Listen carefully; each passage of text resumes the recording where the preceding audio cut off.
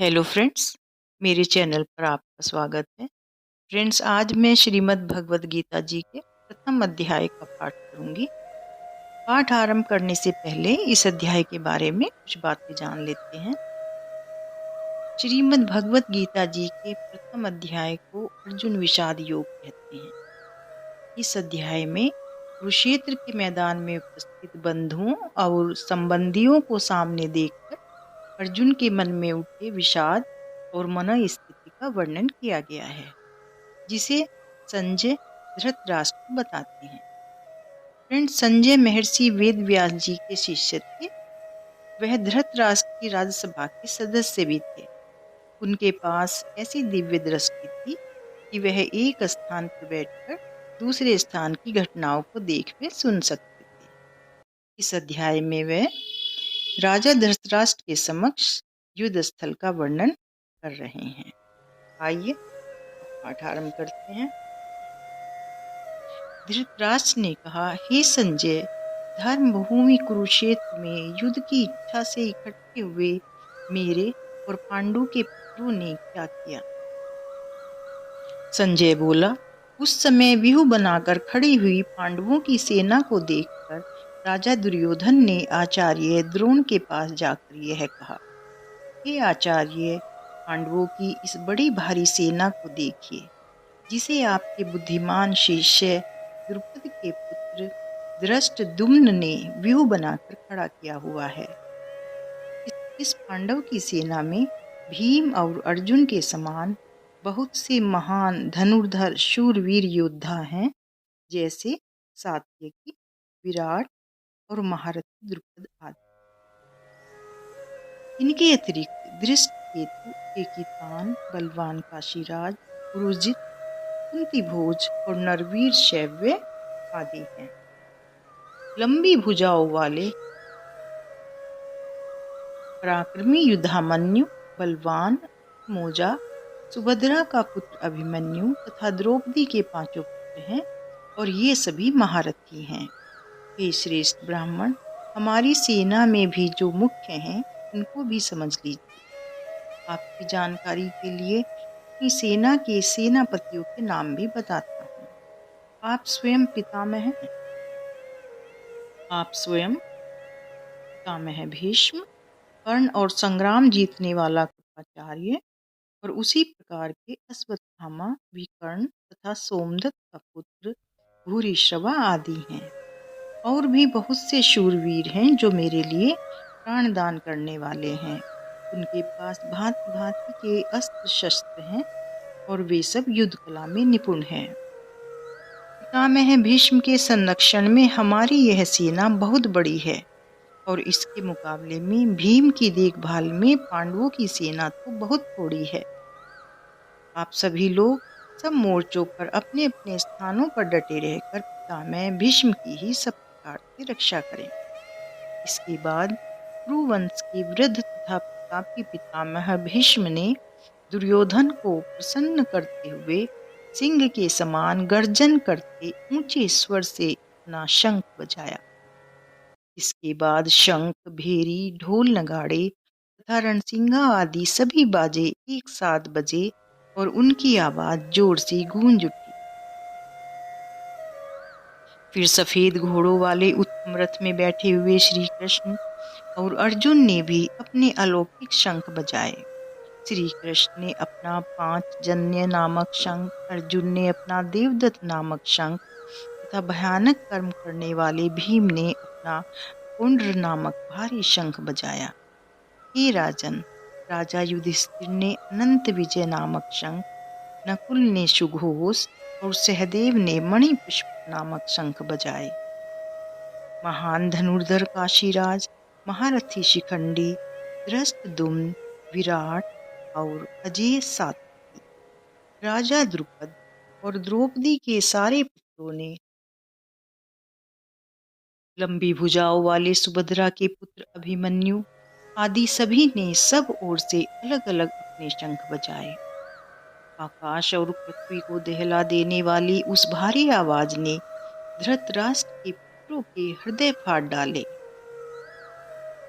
हे राजन, उसके बाद ध्वज अर्जुन ने व्यवस्था में खड़े कौरवों को देखकर शस्त्र प्रहार शुरू होने के समय अपना धनुष उठाया और श्री कृष्ण को कहा कि हे युद्ध, आप मेरा रथ दोनों सेनाओं के बीच में खड़ा कर दीजिए ताकि यहाँ उपस्थित उन सब युद्ध करने वालों को मैं देख लूं कि जिनके साथ इस महायुद्ध में मुझे युद्ध करना है। इस युद्ध में दुर्बुद्धि दुर्योधन का हित चाहने वाले जो ये योद्धा यहाँ इकट्ठे हुए हैं उनको मैं देखूंगा। संजय ने कहा, हे भरतवंशी धृतराष्ट्र, अर्जुन के ऐसा कहने पर श्री कृष्ण महाराज ने उस उत्तम रथ को दोनों सेनाओं के बीच में खड़ा कर दिया। भीष्म, द्रोण और सब राजाओं के सामने वह बोले कि हे अर्जुन, यहाँ इकट्ठे हुए इन सब कौरवों को देख। अर्जुन ने उन दोनों सेनाओं में खड़े हुए पितातुल्य जनों, मामहो, आचार्यों, मामाओं, भाइयों, पुत्रों, पुत्रों, सहयोगियों, स्वशुरों और मित्रों को देखा। उन सब बंधु बांधवों को खड़ा देखकर अर्जुन का हृदय दया से भर गया और दुखी होकर वह बोला। अर्जुन ने कहा, हे कृष्ण, युद्ध के लिए खड़े हुए इन सब स्वजनों को देखकर मेरे शरीर के अंग सुन्न हो रहे हैं, मेरा मुख सूख रहा है, मेरे शरीर में कपकपी हो रही है और रोंगटे खड़े हो गए हैं। गांडीव धनुष मेरे हाथ से छूट रहा है और मेरी त्वचा में जलन हो रही है। मैं खड़ा नहीं रह सकता और मेरे मन का भ्रम बढ़ रहा है। हे केशव, मुझे उल्टे ही शकुन दिख रहे हैं और स्वजनों को युद्ध में मारकर मुझे कुछ भी भलाई नहीं दिखती। हे कृष्ण, मैं विजय नहीं चाहता, राज्य और सुख की भी मुझे इच्छा नहीं है।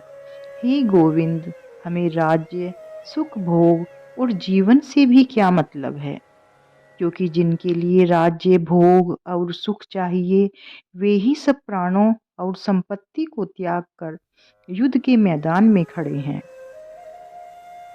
आचार्य, पितृजन, पुत्र, पितामह, मामा, ससुर, पौत्र, साले तथा सभी संबंधी यहाँ हैं। पृथ्वी के लिए तो क्या, तीनों लोकों का राज्य पाने के लिए भी मैं इन्हें मारना नहीं चाहता, चाहे ये मुझे मारने के लिए तैयार हैं। धृतराष्ट्र के पुत्रों को मारकर भी हमें क्या प्रसन्नता होगी? इन अत्याचारियों को मारकर तो हमें पाप ही लगेगा। इसलिए अपने भाइयों, इन धृतराष्ट्र के पुत्रों को मैं मारना ठीक नहीं समझता। हे माधव, स्वजनों को मारकर हम कैसे सुखी हो सकते हैं? यद्यपि लोभ से बुद्धि भ्रष्ट हो जाने के कारण ये लोग कुल नाश से हो जाने वाले अनर्थ और मित्रों के साथ द्रोह करने में पाप को नहीं देखते। हे जनार्दन, कुल के नाश से होने वाले अनर्थ को समझते हुए हमें तो पाप से बचने का विचार करना ही चाहिए। कुल का नाश होने पर सदा से चले आ रहे कुल धर्म बिल्कुल नष्ट हो जाते हैं। धर्म का नाश होने पर सारे कुल को अधर्म दबा लेता है। हे कृष्ण, अधर्म छा जाने पर कुल की स्त्रियों में दोष पैदा हो जाते हैं। हे वासनीय, स्त्रियों के बिगड़ने पर वर्णों में मिलावट हो जाती है और कुलों की पवित्रता नष्ट हो जाती है। वर्णों की मिलावट कुल घातकों और कुल दोनों को नरक में डाल देती है। पिंडदान और जलदान की क्रिया नष्ट हो जाने के कारण इनके पितर भी पतित होकर नीच गति को पाते हैं। कुल घातियों के इन वर्ण संकर पैदा करने वाले दोषों से सदा से चले आ रहे जाति धर्म और कुल धर्म नष्ट हो जाते हैं। हे जनार्दन, यह हमने सुना है कि जिनके कुल धर्म नष्ट हो जाते हैं उनका सदा के लिए नरक में वास निश्चित है। बड़े दुख की बात है कि हम राज्य सुख के लोभ से स्वजनों को मारने का भारी पाप करने को तैयार हैं। इससे अधिक अच्छा तो यह होगा कि सामना न करने पर और शस्त्रहीन रहते हुए भी मुझे शस्त्रधारी धृतराष्ट्र के पुत्र रण में मार दें। संजय बोला।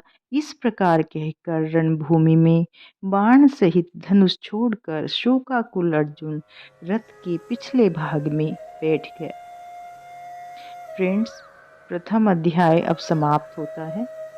फ्रेंड्स, अगर आपको मेरा वीडियो पसंद आया है, यूज़फुल लगा है, तो प्लीज़ मेरे चैनल को सब्सक्राइब कीजिए, लाइक और शेयर कीजिए और हाँ, बेल आइकन को प्रेस करना मत भूलिएगा, जिससे आने वाली वीडियोज़ की नोटिफिकेशंस आपको मिलती रहे।